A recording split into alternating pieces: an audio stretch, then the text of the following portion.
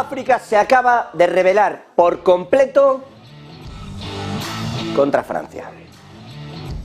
El embajador francés en Níger ha sido secuestrado. Ni se ve el fondo de lo que ocurre aquí. Emmanuel Macron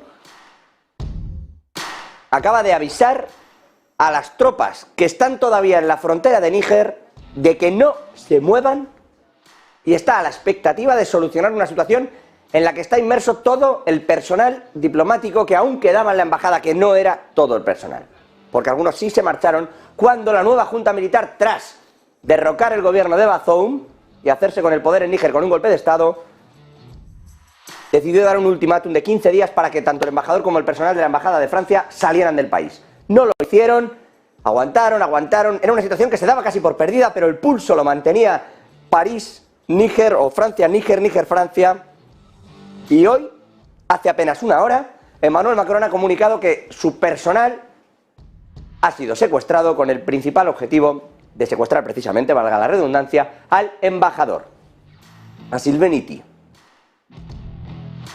La decisión de quedarse allí fue del propio embajador tras una charla con Emmanuel Macron.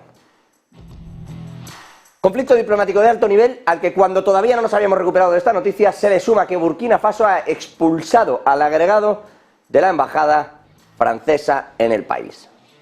Fuera. El ultimátum ha sido mucho más directo. Te tienes que ir sí o sí, no es negociable. Y cuando te dicen eso, con armas enfrente, te vas. En eso está África ahora mismo. En eso está Burkina Faso, en eso está Níger. Y ya por cerrar todo esto, se sigue especulando con si Prigozhin está muerto o no. No vamos a entrar ni a abrir esta película. Lo que está claro es que África, llevado de la forma que sea, está obteniendo una serie de respaldos a algunos gobiernos para actuar contra lo que se consideraba todavía parte del colonialismo francés, parte del colonialismo europeo en África. Y están acabando con ese tipo de cuestiones. Cosa cuestionable también el qué, el cómo y el quién está detrás. Pero esto está ocurriendo. Y la situación ahora mismo en París, en el Elíseo, es de máxima preocupación. Emmanuel Macron ha reunido además al gabinete de emergencia e, insisto, le ha pedido a las tropas de Níger que no se muevan y que permanezcan alerta, que nada salga. Las tropas que permanecen en la frontera. Porque recuerden que tras el golpe de estado y para evitar un conflicto armado, esas tropas se replegaron, no en su totalidad, como pueden ver, no salieron del país, pero permanecen en en una serie de lugares fronterizos, de bases fronterizas. Insisto, de momento esto es un nuevo capítulo de lo que está ocurriendo en África, no solo en Níger. Insisto, Burkina Faso expulsa al agregado de la embajada francesa en el país. En eso está África. Europa estaba a otra cosa. Europa estaba mirando al grano. Hoy vencía el acuerdo del grano, no el que tienen con Rusia, sino el del veto, el del famoso veto. Recuerden que Polonia, Bulgaria, Eslovaquia, Hungría y Rumanía vetaron el grano ucraniano. Es un grano que en su mayoría, un cereal, que en su mayoría va a parar a piensos para animales, y en su mayoría Europa, en torno al 70% se utiliza así y para eso. Ocurre algo similar con el grano de estos agricultores de estos 5 países que les comento. Europa ha dicho, ha vencido el veto, expira el veto, se acaban las ayudas extraordinarias que había para que el grano ucraniano atravesase estos países sin que se quedase en el comercio en esos países, y por lo tanto desde ahora, desde esta medianoche, Ucrania puede vender el grano también en esos países. La conclusión ha sido la que se esperaba particularmente desde Hungría y Polonia. No. Básicamente se niegan al punto de que han dicho que lo van a vetar, que le da igual. En teoría han alcanzado un acuerdo por el que, bueno, lo ha alcanzado Ucrania con la Comisión, no con los distintos países, cada uno a su manera. Un acuerdo por el que se van a buscar unas licencias de exportación y por el que Ucrania tiene 30 días para generar unos estándares y provocar que todo el grano se exporte en base a esos estándares con unas nuevas licencias de exportación. Ha dicho Polonia, ha dicho Hungría, han dicho los dos, perdónenme, que ni de coña, que se están jugando no solo las elecciones en Polonia, de lo que son plenamente conscientes, y donde los agricultores tienen un peso importante en el voto, que de aquí vienen muchas cuestiones, pero no solo se juegan eso, se juegan también la popularidad y dicen la posibilidad de que se arruine el sector en sus países y de que sufran una crisis. Polonia va a prohibir la importación de cereales ucranianos a partir de medianoche, a pesar de esa negativa de la Comisión Europea para ampliar el embargo. Lo ha dicho el propio primer ministro, de hecho Duda dice que sí, que no tiene ningún problema en reunirse la próxima semana en Nueva York, en esa cumbre de la ONU, con Volodymyr Zelensky, pero que el grano de Ucrania no se va a vender en Polonia. Ni con reuniones ni sin reuniones. Dice en concreto, permítanme, que el grano ucraniano se venda en Polonia no es en absoluto de nuestro interés, no es tampoco de interés para nuestros agricultores, debemos proteger nuestro mercado y lo haremos tratando de ayudar a Ucrania, pero siempre protegiendo nuestro mercado. Es verdad que no se puede decir que Polonia no esté ayudando a Ucrania en el conflicto contra Rusia. Dentro de los países europeos, dinero al margen, fotos al margen, visitas al margen, es probablemente quien más se está dejando el pellejo en Ucrania para echar una mano a Kiev frente a las tropas de Moscú. Pero con esto no van a jugar. Y lo tiene claro Andrzej Duda. Que no. Igual de claro que lo tenía Morawiecki, el presidente. E igual de claro que lo tiene Víctor Orbán en Hungría, que también ha dicho lo mismo. Esta medianoche nosotros vamos a extender el veto. Nos da igual lo que haya dicho la Comisión Europea. E insisto, Polonia por lo menos tiene ese haber de, bueno, pues nos sentamos con Zelensky la semana que viene, pero del grano no vamos a hablar. No vamos a permitir que se venda ese grano porque los precios que tiene, uno, como tienen ayudas de la Comisión, y dos, como están en guerra, salen baratísimos y están destrozando nuestro sector. De todo lo demás se puede hablar y queremos ayudar a Ucrania, dice Andrzej Duda. Por cierto, que Zelensky, además de reunirse con Polonia, con quien se va a encontrar el próximo martes, es con Joe Biden. Y digo el próximo martes después de la famosa cumbre de la ONU. Allí Volodymyr Zelensky tiene reunión clave, cuidado, no solo con Joe Biden y con su gabinete, sino también con Lloyd Austin, el secretario de Estado de Defensa. También estará allí Anthony Blinken, el secretario de Estado. Y la idea es pedirle, ya se lo hemos comentado aquí en varias ocasiones, pero la idea que tiene Zelensky es pedirles 24.000 millones de dólares extras. Como para que no te llegue la camisa al cuello, si tienes que ir a pedírselos a la Cámara de Representantes, que ya ha dicho que muy bien que se lo pida, pero que no. Que si damos más dinero es, uno, o porque se deja de gastar en otra cosa, que habrá que ver en qué, porque los republicanos con esto son muy suyos, o sobre todo porque hay una fiscalidad sobre esas ayudas mucho mayor. Consideran que no se está haciendo un buen trabajo con la fiscalización de lo que se le está dando a Ucrania. Y bueno, a raíz de algunas dimisiones en el gobierno ucraniano, quizá no le falte razón a los republicanos. Todo esto, insisto, con una administración de Joe Biden, que al sentarse con el propio Zelensky tendrá que también tomar una decisión sobre si va a proporcionar o no misiles de largo alcance, los ATACMS, o ATACMS, si quieren, lo que pasa es que la última no lleva, que durante mucho tiempo le lleva pidiendo el gobierno de Zelensky estos misiles, estos ataques. Insisto, misiles de largo alcance, en teoría incluso, y según tienen valorados ellos mismos, no porque conozcamos, mejores que los Storm Shadows que actualmente utilizan en muchas ocasiones gracias a Reino Unido.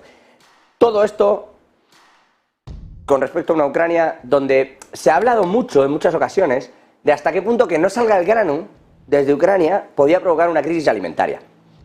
Y el hecho de que ese acuerdo que había de grano, no les hablo ya de los países que están vetando ese cereal, sino el acuerdo que había para que Ucrania lo pudiese sacar también por el mar para con Rusia. Ya saben que ese acuerdo decayó, que Rusia no permite que el grano ucraniano salga por determinados sitios y tiene pocas vías Kiev para sacar el grano. Bueno, se ha hablado mucho sobre si esto genera o no genera una crisis alimentaria. Desde Europa, Anthony Blinken, desde Estados Unidos también, dijo en varias ocasiones que esto es una crisis humanitaria y que Vladimir Putin y que Rusia están jugando con el hambre en el mundo, con la hambruna en África, y que les da igual. Putin sacó una estadística que dijo que más del 70% del grano que sale de Ucrania va a Europa, o a países ricos, dijo. Y que en teoría él estaba poniendo de más, Rusia estaba poniendo de más, para que en África no hubiera ese problema. Bueno, no hay ese problema, es decir, no hay una escasez, pero sí hay otro. Y es que los costes se han disparado, pero disparado. Y aquí entra en juego Nigeria. Nigeria tiene ahora mismo una inflación del 25,8%, ha tenido en agosto una inflación de casi el 26%, 25,8%, es el máximo en los últimos 18 años. Están convergiendo varias cosas. En esta suerte de despertar que les decíamos al principio que está teniendo África, si es que se le puede llamar así, con sus conatos violentos, y vamos a ver cómo se constituyen los nuevos golpistas, cómo constituyen gobiernos frente a los anteriores, que eran similares, pero de otra cuerda. Vamos a ver cómo se constituye todo eso, pero Nigeria, en particular, ha intentado una apertura de su economía, retirar ciertos subsidios, por ejemplo, a los combustibles. Esto ha encarecido los combustibles allí, pero a su vez lo que ha permitido también es que el Ejecutivo tenga una mayor capacidad de hacer otro tipo de obras e infraestructuras. Pero mientras están en esto, claro, el personal está pagando más por esto, está pagando más por los alimentos, y aquí es donde entra en juego el asunto de la crisis alimentaria, porque sí, les llega, sí, pero llega más caro. Como en teoría hay menos para otros sitios, cuesta más. Insisto, los alimentos y el transporte, curiosamente, que es lo que les comentaba, se dispara. Claro, si pierden los subsidios, pues eso que se incrementa. Y eso está pasando en una Nigeria que, cuidado, porque también está ya bueno, esta misma semana, a principios de semana, el propio Banco Central y el Ejecutivo de Nigeria advirtieron a las entidades que operan allí, y a los bancos también del propio país, de que almacenarán divisas, porque podía haber ciertos problemas y ciertos movimientos con la propia. Y eso está ocurriendo tal cual. Así que en eso están. Y si me permiten, un último asunto todavía en clave geopolítica que les venimos contando desde esta mañana, pero que nos sigue llamando la atención, y es el hecho de la desaparición del ministro de Defensa de Li Shangfu en China. Desaparecieron también dos miembros de lo que se llamaba el Rocket Team, bueno, una serie de dirigentes encargados de la disposición militar de algunos cohetes en China. Y digo desaparecieron porque no han vuelto a salir, ni en los medios, ni a ir a sus trabajos. A saber, China no se ha pronunciado, evidentemente, con nada de todo esto, no lo ha comentado, y la información llega porque Estados Unidos es quien está diciendo que es raro todo esto. Incluso exmiembros de la CIA comentan todo esto. En todo caso, como siempre, les comentamos todo lo que ocurre, porque se plantean varias dudas. Es decir, pertenece a esa parte de limpieza que está realizando el gobierno, es decir, ha sido despedido y ya está, y no se le ve porque, bueno, pues se ha ido con su familia o lo que, no sé, pero ha sido cesado de su cargo, ha habido algún problema, está detenido por corrupción, no se sabe, porque está haciendo Xi Jinping una limpieza de ciertos puestos donde considera que hay corrupción frente también al partido. Eso puede ser, o dicen simplemente que podría haber renunciado en un cambio de la política militar de China, que evidentemente, y ante todas las operaciones que estamos viendo, dado que Shangfu ya había tenido una serie de relaciones evidentes para con Estados Unidos, con Corea del Sur, etcétera, pues intentaban un giro en un cambio de política que Xi Jinping considera que ahora debe hacerse de forma más agresiva. Ahí están las dos opciones, pero es verdad que seguimos viendo este tipo de problemática. Y en lo económico, si me permiten, hoy la noticia del día no pasa por un dato y no pasa por un banco central, pasa por un sector que está saltando por los aires, que es el sector del automóvil en Estados Unidos. Joe Biden se ha pronunciado, el presidente ha decidido ponerse del lado de los trabajadores, directamente. El gabinete demócrata y el propio Joe Biden desplazados a un sindicato, a un union, de los que se está poniendo en huelga en el sector del automóvil, se está poniendo en huelga todo el sector, Piden además mejoras del 35%, ahora les detallo. Pero ¿qué dice Biden? Que si el sector está logrando cifras récord, le escuchamos, tiene que compartir, tiene que llegarles también eso a los trabajadores. Auto companies have seen record profits, including the last few years, because of the extraordinary skill and sacrifices of the UAW workers. But those record profits have not been shared fairly, in my view, with those workers. Just as the Treasury Department has released a report pointing out that the most comprehensive report ever dealing with how unions are good for both union workers and non-union workers. In the annual... Pues ha logrado una serie de beneficios, en fin, ha dado un speech cortito, pero ha dado un speech posicionándose a través de esos trabajadores en huelga y de los que no lo están, de los que no están sindicados, pero que también pueden ir a la huelga en todo esto. Lo cierto es que se ha levantado el sector entero. Biden dice a United Auto Workers y a los fabricantes de automóviles que vuelvan a la mesa de negociaciones. El UAV, bueno, United Auto Workers, los trabajadores unidos del automóvil, que se sienten de nuevo porque iban a ir a la huelga y no querían sentarse a negociar. ¿Por qué? Y aquí viene también un poco el kit de la cuestión. Entre otras muchas cosas, ha salido a hablar Mary Barra, a explicar, la presidenta ejecutiva de General Motors, a explicar que es que desde el UAV están pidiendo un aumento del 36% a lo largo de 4 años y los fabricantes de automóviles están ofreciendo el 20%. Se ha explicado un poco así. Y dice Mary que ya se están trasladando las mejoras y que ya se está dando todo esto y que la oferta es muy generosa, que ese traslado del 20% es muy generoso. Desde la Unión de Trabajadores dicen que ni de coña, que un 36% en los próximos 4 años. Sobre todo porque además hay una segunda reclamación. ¿Qué pasa? Porque el sindicato dice hay un sistema salarial que consta de 2 niveles y tú no puedes acceder al segundo hasta que no llevas 4 años.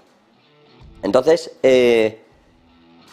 lo que quieren es que solo haya uno, es decir, que no se pueda, cada 4 años, lo que sufre el sector del automóvil, dice, son graves despidos. Porque he hecho estos y traigo a otros que no cumplen con todas esas condiciones para acceder al sistema salarial de las subidas permanentes. Entonces tienen 2 reclamaciones. Una, al 36% 4 años. 2, quiten ustedes ese doble nivel. Mary Barra, insisto, o Mary Barra, si lo prefieren, la directora ejecutiva de General Motors, encabezando también ese otro lado y diciendo que la oferta del 20 es muy generosa, que es un subidón salarial y que deben de frenarse con todo esto. El propio asesor económico Jared Bernstein de la Casa Blanca se ha ofrecido a mediar en las negociaciones. Vamos a ver qué ocurre finalmente, pero está saltando por los aires el sector, un sector que, por cierto, si quieren ver, podemos ver también en un gráfico dónde están localizadas las huelgas y cómo está la producción de automóvil.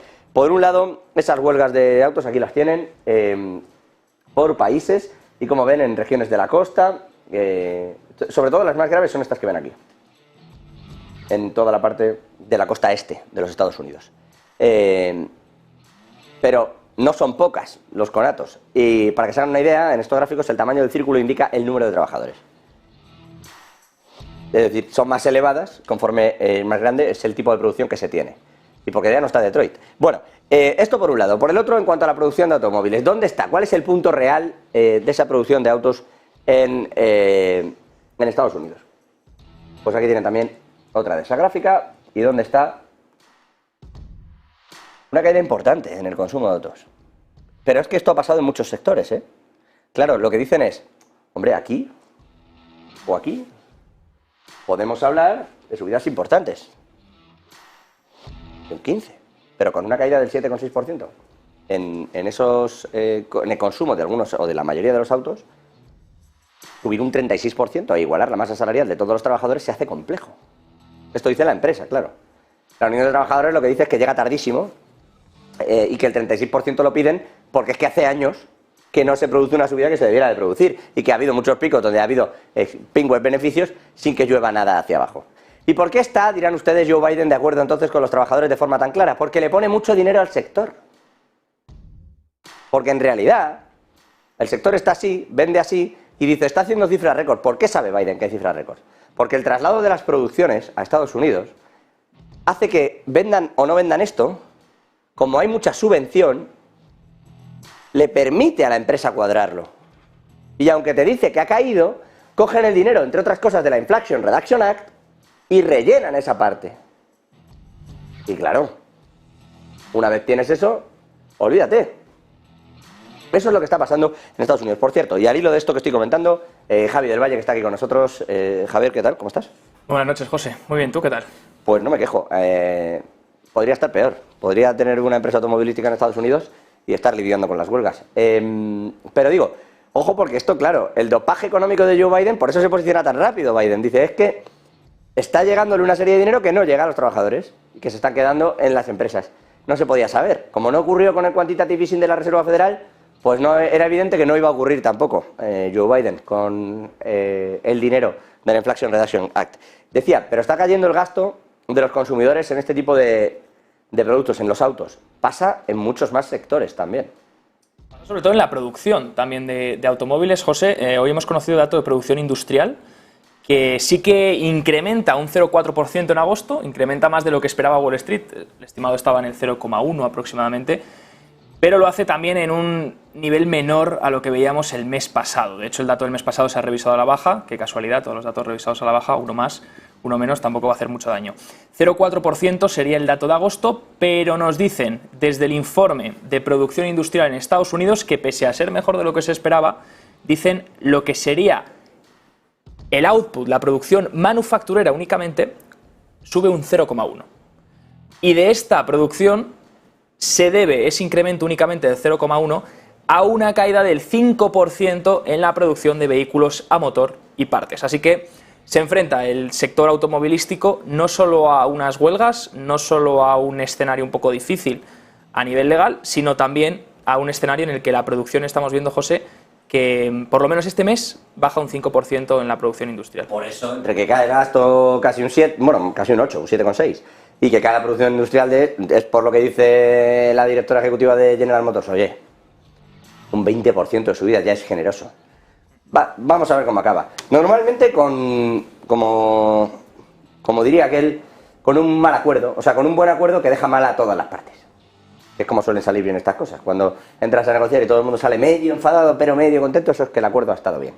Vamos a ver qué pasa ahí. Por cierto, ya que estamos en Estados Unidos, Javi, otro dato que hemos conocido hoy, y este sí es bastante relevante, es el de la Reserva Federal. Las pérdidas ya superan los 100.000 millones de dólares, crecen los intereses y contra su propio balance dispara la Fed de Jerome Powell. Efectivamente, José, que tenemos un gráfico, de hecho es bastante impactante. Esto ya lo llevamos comentando desde todo 2022, no es nada nuevo, simplemente el gráfico se ha ido ampliando y al final el dato semanal que vamos viendo, pues al final ha llegado hasta esos 100.000 millones de pérdida, que al final no es una pérdida porque no se traslada al tesoro como tal, pero vamos a explicar en partes esto qué significa, porque lo que sí que significa, José, es que es dinero que no está llegando al tesoro estadounidense y por tanto el tesoro lo tiene que cubrir pues con más deuda o con otro tipo de forma, ya sea reduciendo el déficit, pero ya hemos visto que eso no va a ocurrir en Estados Unidos, por lo menos en el corto plazo. Mientras tanto, vemos, tenemos que ponernos en la tesitura que es la Reserva Federal. Al final no deja de ser un banco. Podríamos plantearnos que la Fed es un banco privado y como todo banco, pues tiene sus ingresos y tiene sus gastos. Sus ingresos por intereses y sus gastos por intereses también. La Fed compra bonos, hemos visto que compró masivamente bonos durante todo 2020, por ejemplo, bonos del Tesoro y también bonos hipotecarios, y esos bonos a los que los compraba a un interés que no era un interés muy elevado en esos momentos. Ahora, con la propia subida que ellos mismos incentivan para buscar equilibrar la política monetaria, buscar equilibrar la inflación, lo que hacen es que los bonos que tienen en cartera, lo primero, muchos de ellos los van vendiendo, los van dejando vencer, al final es como está aplicando el QT, dejando que venzan esos bonos, y el interés que pagan sigue siendo un interés bajo, porque la Fed ya no está comprando bonos. Entonces sigue con los mismos ingresos que tenía hace unos cuantos meses. El problema viene por el lado de los gastos.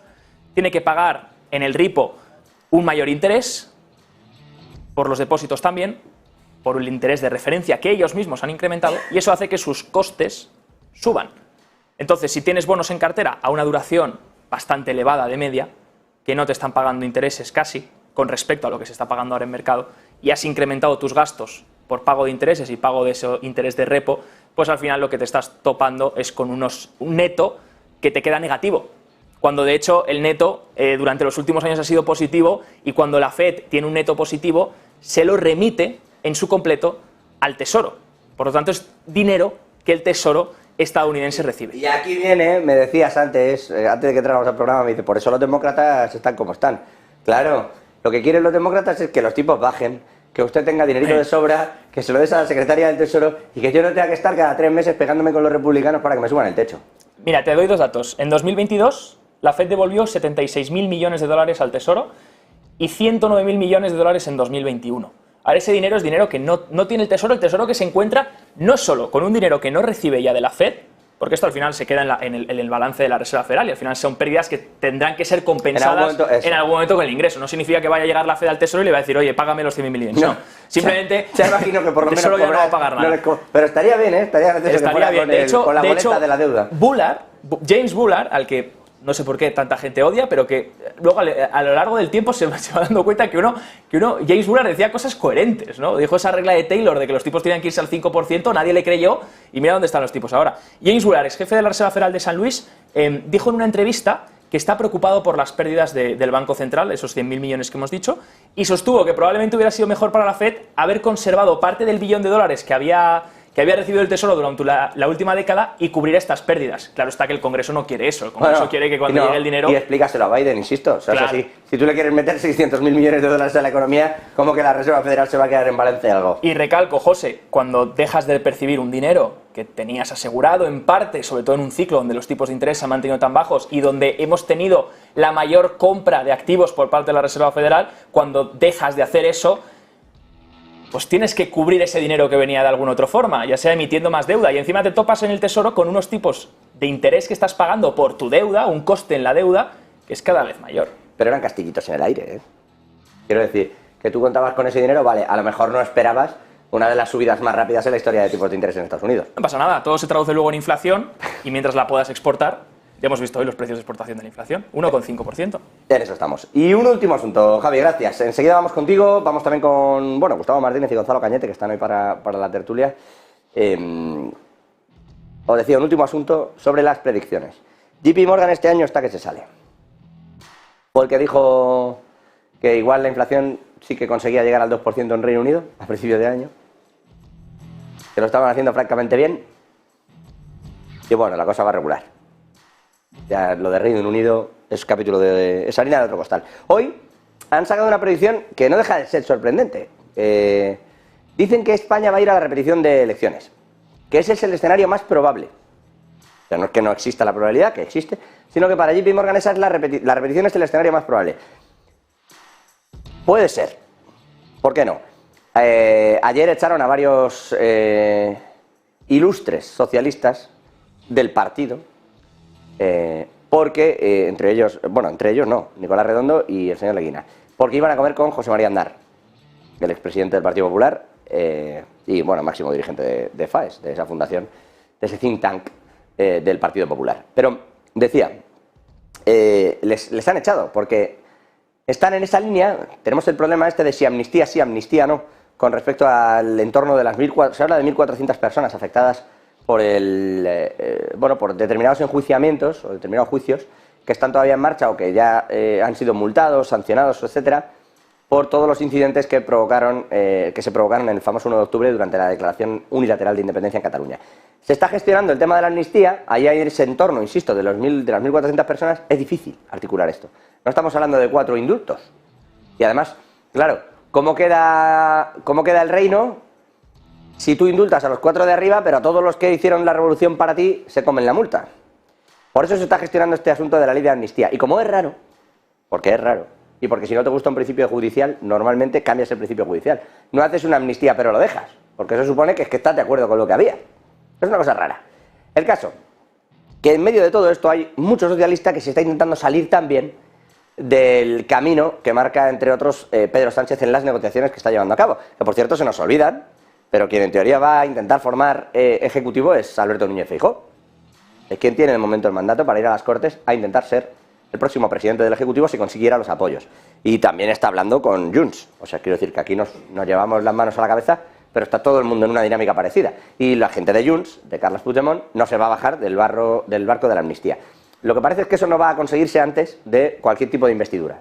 Claro que esto se está alargando. Y JP Morgan, lo que se está descontando con todo esto es, si se bajan suficientes socialistas del carro, no habría tampoco consenso para que el propio Pedro Sánchez pudiera ir o pudiera ser investido. Y para JP Morgan este es el escenario más probable.